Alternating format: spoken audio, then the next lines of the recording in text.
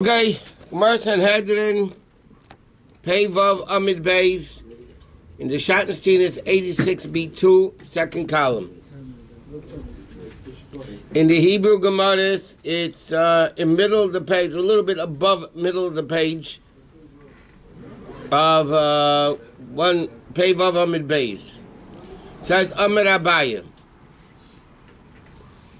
Okay, what the Gemara was talking about last time we were learning was about, like Ben Seder the Meida has two parts, and then kidnapping a slave and selling him is also two parts. So what happens if one group says he stole, and one group says he kidnapped, and then he stole, and one witness testifies, one group becomes Hazama, the question, do they get killed or not? They could say we only did it for stealing or whatever. Because Amar Abai said like this. Hakum made him. Everybody agrees by Ben. There's one din that everybody agrees by Ben Seder the Meida. But Hakum made him, and everybody agrees by also Ben Seder the Meida. And Machlekes by Ben Seder the Meida. But there's also Machlekes by Ben Seder the Meida. So Abai says it's three cases. I'm just going to explain exactly what this means. Abai says there's one din of Ben Seder the Meida everybody agrees with. There's another din of Ben Seder the Meida everybody agrees with. Rabbi and the Chachamim. There's a third din of Ben Seder, everybody, they argue. What's the case? How come Meidim Ben Seder Meida? Everybody agrees about the din of Ben Seder Meida. Be'edim and Shenim, Shenim and Ogim. Means like this. One group of witnesses said, what's the story? By Ben Seder Meida, he stole meat, and then he freshed. Right? So one group of witnesses says, what did the Ben Seder Meida do? He stole the meat. So everybody agrees if they become Eidim Zaymamin, they don't get killed. Why? Because we only said we want to give him Malchus, not to kill him. Meaning like this. When a Ben Seder Meida steals, we learned the Gemara says before, a Ben Seder Meida steals, you bring him to Bezdin whips him. If again he did it and he was fresh and he did all that stuff, then you kill him. So what happens when the first group says he stole the meat? So really what could they say they came to testify against? Not that he's going to testify that they're going to kill him, but that he gets Malchus. So therefore the Gemara says, in that case, everybody says the Eidim don't get killed. Why don't the Eidim get killed? Because the Eidim that became Eidim Zayimim could say, all we did was to get a Malchus. Hakom Meidim by Ben Seder L'Meida, everybody agrees by Ben Seder L'Meida, Be'edim Achreinim Shenerogim. There was the second group of Eidim that says the guy freshed, which would mean that he gets Misa. Everybody says those, if they become Eidim Zayimim, they get killed. Why? Because the first witnesses could say, we only came to give him Malchus. We only say he stole the meat. And here, they're getting him killed, because when these witnesses came and said he freshed, it's obviously after he stole. So what are they testifying? They're testifying that the guy gets killed. So therefore, everybody agrees they get Eidim Hazama. What is Machlekes by Ben Seder? What's the third case by Ben Seder Meir that they're arguing about? He says like this: Shnayim Amrim b'faneinu Gonav. Two witnesses come and say the guy stole the kid stole the food.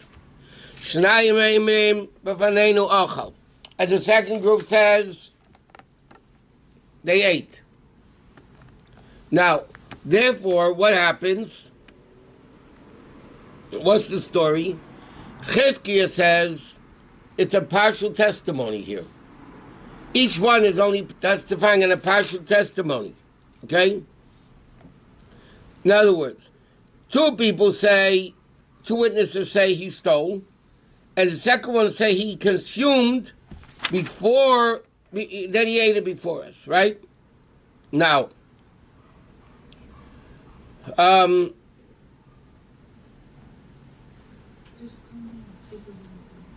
1 second. With two separate testify to a second offense.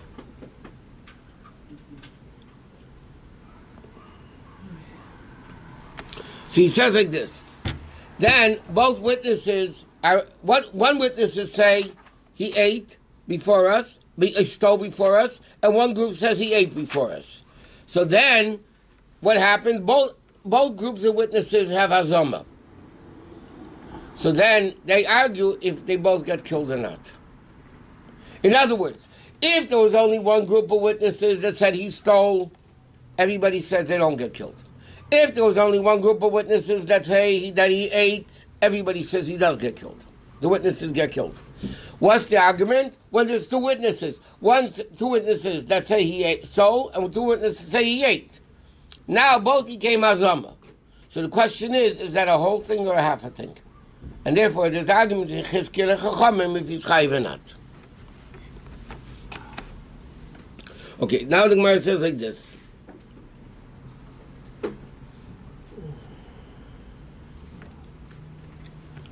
Amar Ravasi says, Eidi Mechira Benefesh Shehuzmu.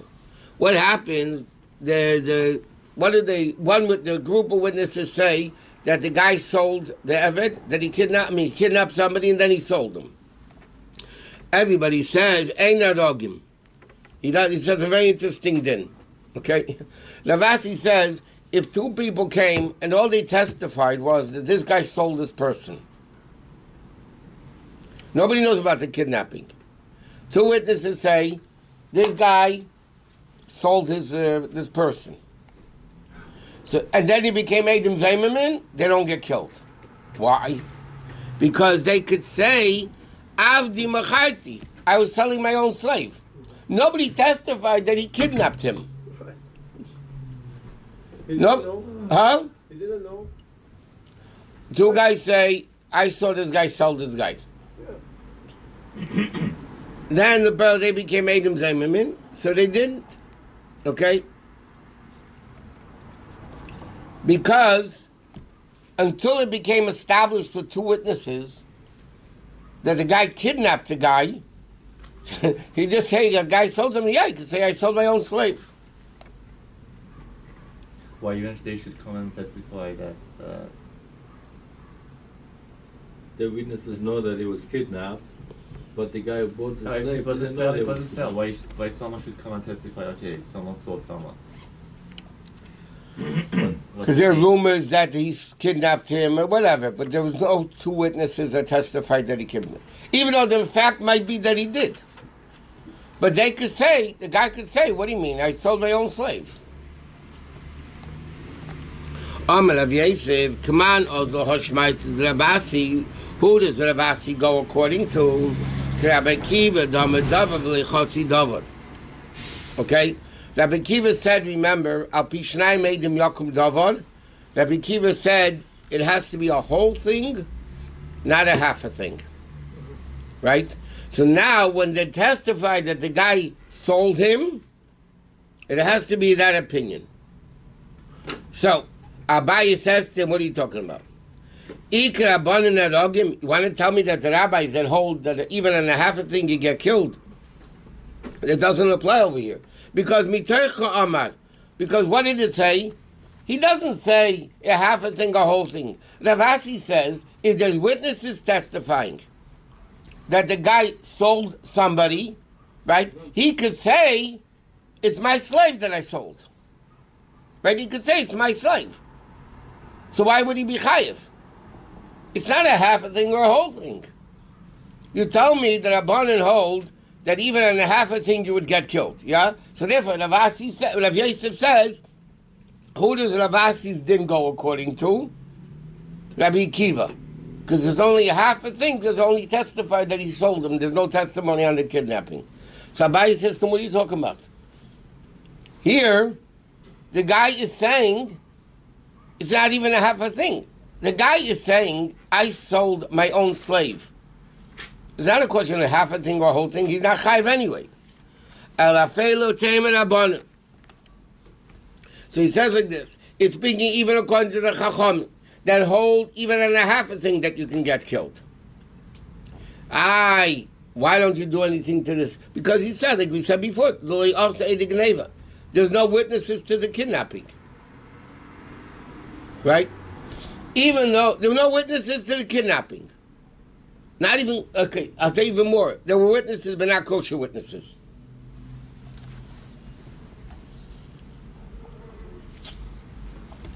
So therefore, there's no testimony at all. It's not a half a thing or a whole thing. So the Gemara said, woman, of course. The Gemara is asking, Ravasi's din is very difficult to understand. What's he telling me? Ravasi says, that you were saying, like someone was saying, a guy comes and he testifies that the guy sold a slave. Why in the world would I ever think that the guy was kidnapped? I mean, the whole din is you kidnap somebody and then you sell him. But now the guy is just testifying that Reuben sold a slave. I mean, big deal. He could say, it's my slave. So my answer is interesting. Like, the witnesses came later. That means this. The two witnesses testified the guy sold a slave. Yeah? They became Edom Zaymim. Then later, another two witnesses say he was kidnapped. The problem is they came too late. Therefore, so again,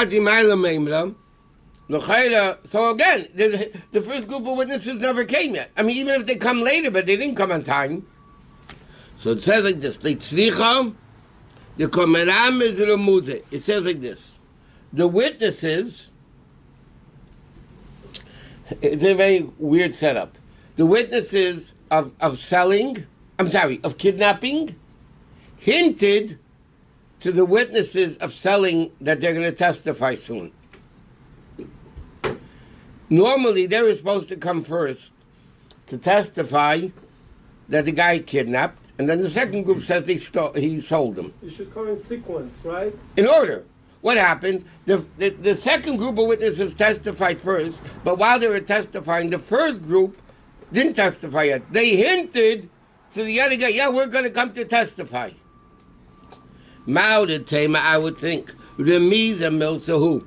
Signaling to the witness carries a significance as if he actually testified. Kamash Malon Remiza Lav Klumi. It's worthless. You have to testify and not hinting. In other words, the whole din of testimony is when you say it, not when you hint it. So therefore, it wouldn't be the guy wouldn't get killed. So Rasi's din is a very interesting din. He says, if the guys are just testifying that he sold them, yeah, and then they became Edom Zayim, you don't get killed. Because he can say, I sold my own slave. So what's the problem? If there's no witnesses for of course, what's the shaila? So Gemara says there are witnesses that came too late. But what do you mean they came too late? While the first group was testifying that he sold him, they hinted, oh, by the way, we're going to come and testify that he kidnapped him. So hinting doesn't mean anything in testimony. Testimony got to be clearly, verbally stated. In biblical law, by the way, Minatayra, you can't even write the testimony. Testimony has to be verbal. Because the Torah says, Al pi shnayim on the mouth. Mi pihem velo mi pi ksavam. It has to be from the mouth, not from their writing. That means technically, in a murder case, if two witnesses write the testimony to Bezdin, we testify that the guy killed somebody, the guy would not get killed. By monetary laws, the Chacham made a takana that witnesses could sign. Why? For the benefit of humanity. For instance, I lend you $1,000. I write a document with two witnesses signing. Yeah. Later on, I come to court. I show the document. They're not testifying orally. Why is this a good testimony? The Chachamim made it, because otherwise nobody's going to lend money. I'm going to lend you $1,000. We're going to have 2 witnesses watching it. Maybe they'll die. Maybe they'll go off to China. Maybe they'll, who knows what. How am I going to find them? So there, the Chacham said, by monetary issues, the writing of 2 witnesses, that he signed the ksuba for the same reason. Even al pidin, minatayra, written testimony is no good. What? What's so funny? Ketubah. Ksuba is also a document, financial document. Okay, Mishnah. One of the things, the punishments that get chenek, is a zokin mamre. Okay? What's the definition of a zokin mamre? It's ayin vav amid beis, by the wide lines. Huh? Pevav, I'm sorry. Pevav amid beis, the first of the wide lines where the mission is. Okay, there's a thing called zokin mamre. Zokin mamre means a rebellious sage that the big Bezdin of 71 ruled one way. He ruled differently than them. He went back, taught people his way, and people did based on what he said. So that Zakim Mamre gets chenek. He gets strangled. Strangulation. So he says like this. The Mishnah talks now about this din. Zakim Mamre al pi Bezdin. Okay, when is Zakim Mamre get killed? When it's al pi Bezdin. Shenamar, what does it mean? The Gemara says exactly what it says. If they'll be hidden from you a matter of judgment, so now the Mishnah says exactly what the case is. The 3 Bezdins in Yerushalayim. Okay? Because what does it always say in the Chumash? You have to go el hamakim asher yivchar Hashem. Ubasal hashefet asher yabi abimahim. So the Torah says, where's the ultimate Bati Dinim? In Yerushalayim. Makom asher yivchar Hashem. Echad yeshiv al Pesach Harabayis. One was on the entrance of Harabayis. Echad yeshiv al Pesach Hazara. And one Bezdin sat on the entrance to the Hazara of the Beis HaMikdash itself. Ve'echad yeshiv in Lishchas HaGazos. And one of them sat in the Lishchas HaGazos. Okay?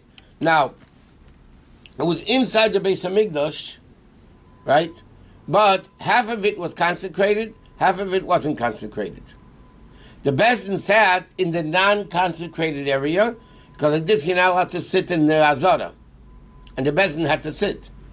So they sat in the non-consecrated part of the Azara. So one was at the entrance of Harabayis, one was at the entrance of the Beis HaMikdash, and one was inside the Beis HaMikdash. These were the 3 courts. The major court, 71, was inside the Beis HaMikdash. Okay? Beit HaMikdash was a very busy place. What? Beit HaMikdash. With the Korbanot and the Bati Dinim. Yeah. A lot of action. A lot of action going on. PETA demonstrations.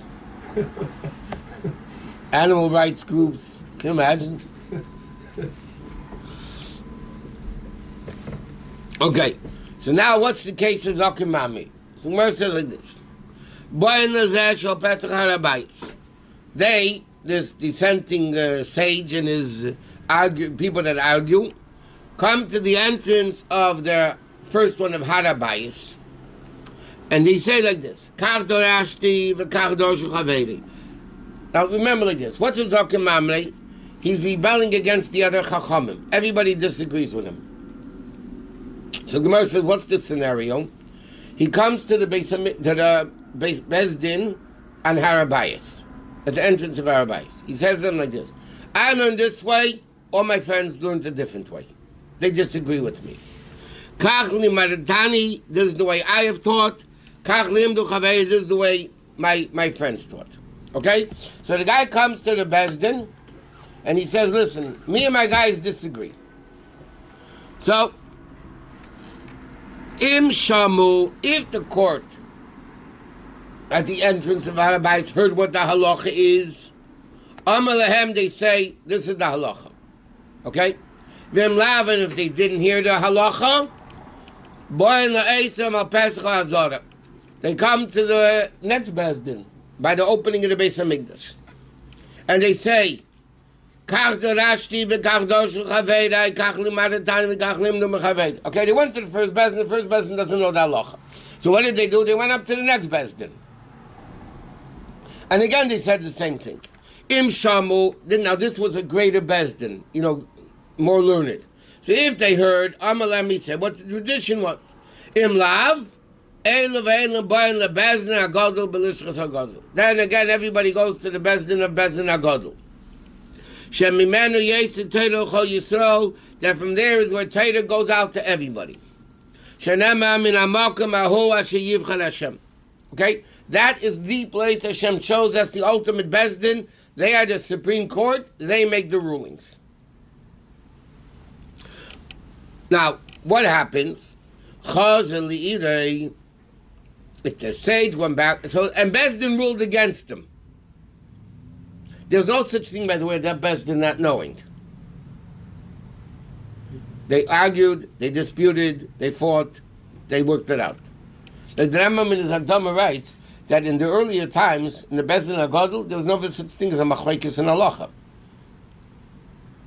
There was no such thing as an argument. If there's an argument in halacha, they took the issue to the Supreme Court, the Bezdin HaGadol, and they basken. What do you mean an argument? Right? So, he says like this. 71 or 23? 71. Now, Chazal Li'irei, what happens, they ruled against him. Okay, the Bezdin HaGadol said, you're wrong. And the guy went back to this sage that disputed the Bezdin HaGadol even, went back to his city. Shana v'limid b'derech shayilamad, if he taught and he interpreted like he said before, not like the big Bezdin, Potter, he doesn't get killed. Why? We'll see in a second. Im heido laseis, but if he told people to act on the way he paskined, not the way the big Bezdin ruled, then he's chayiv. Then he gets killed. In other words, like this. When is a Zaki Mamre, this is what the Mishnah is saying, when is a Zaki Mamre chayiv misa? When he told people to act on based on what he said. But if he just taught the halacha is like this, and the halacha was not like that, because he didn't tell people to act on it, he doesn't get killed. When he's teaching, eventually somebody's going to act. But that's not him. And he says, Shenamar, a person who will do act, right? He says only chayiv if he tells people to act, yeah, the way he told them, he paskin against Bezdin. Now, what happens? Talmud shaheda lasis, a person who didn't get smicha yet. He's only a Talmud, yeah, and he went against Bezdin, and he ruled that they should do like he said, not like Bezdin says. He's still potter. Why? As an ordinary person. No, but he's a student. That's like it says. Chumla kulei. His stringency is his leniency. What do you mean his stringency?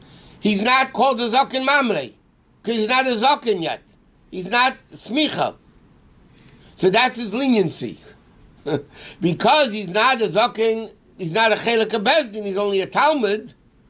So therefore he's worthless. So even if he told people to do against what he said, against the big Bezdin, that he doesn't get killed. Even if they tells them to act? Yeah. Wow. It's like a regular person telling somebody. Yeah, it has to be a Zokin Mamre.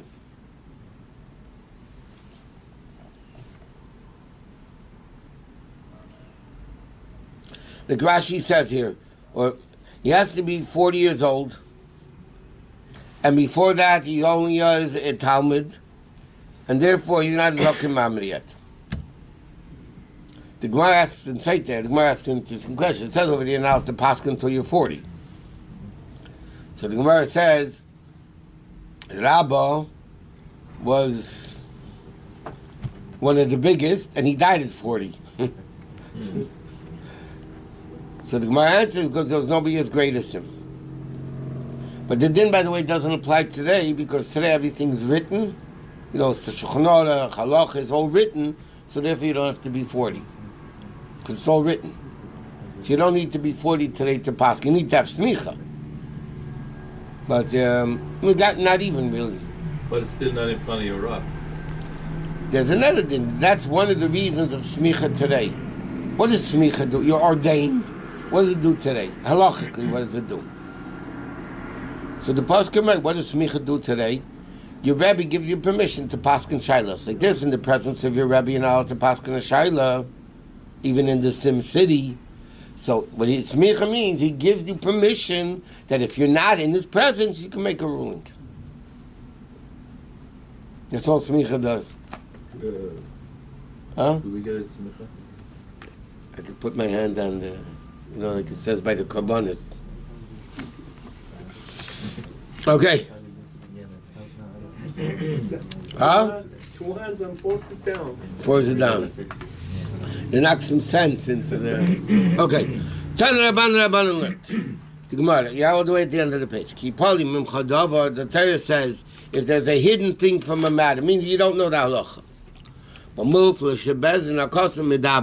It's speaking about a recognized, prominent member of Bezdin.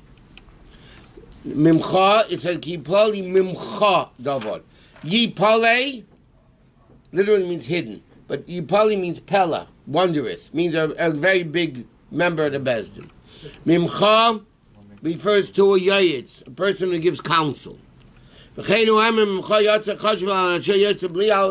says, Mimcha, they came out to plot evil against Hashem, he gives wicked counsel. Davar, if we know Dvar Hashem zu halacha, is halacha. La mishpat is din, which refers to Gzeir Shava. Bein dam ledam, this is what the pasuk says. Ki p'lalim memcha davar lamishpar bein dam ledam bein din ledim bein nega lanega divrei rivit b'sharecha. That's the pasuk, right? So the Gemara is taking each word of the pasuk and defining it. Lamishpat refers to Gzeir Shava. Bein dam ledam, bein dam nida, ledam leda, and dam ziva.